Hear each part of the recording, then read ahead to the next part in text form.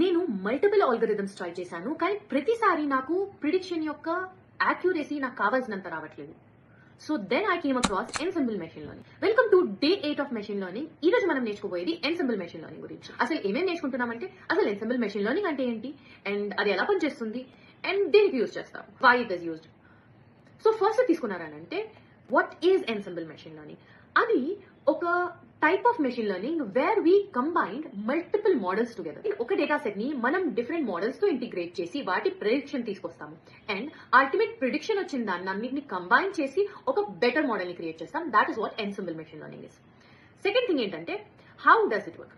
So ఇప్పుడు చూసామనంటే, ఒక్కొక్క మోడల్ యొక్క వాల్యూస్ యాక్యురసీ ఏదైతే ఉంటుందో దాన్ని మనం ఈదర్ యావరేజ్ తో అయినా, లేదా క్లాసిఫికేషన్ అయితే మాక్సిమం ఓట్స్ దేనికి వచ్చాయనైనా, ప్రాబబిలిస్టిక్ మెథడ్ తో అయినా కంబైన్ చేసి రిజల్ట్ ని బెటర్ గా చేస్తామన్నమాట.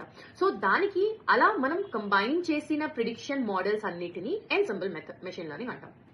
సో థర్డ్ థింగ్ చూసామంటే, అసలు ఎందుకు యూజ్ అవుతుంది ఎన్సెంబుల్ మెషిన్ లెర్నింగ్? అది వేరియన్స్ అండ్ బయాస్ ని తగ్గించి మోడల్ ని రాబస్ట్ చేస్తుంది, ఎర్రర్ తో డీల్ చేసేలాగా మోడల్ ని తయారు చేస్తుంది అనమాట. సో కొన్ని ఎగ్జాంపుల్స్ చూద్దాము ఎన్సెంబుల్ మెషిన్ లెర్నింగ్ కి. లైక్ గ్రేడియంట్ బూస్టింగ్ అయినా, స్టాకింగ్ అయినా తీసుకుందాము, లేదంటే ర్యాండమ్ ఫారెస్ట్, ఇలాంటివన్నీ ఎగ్జాంపుల్స్.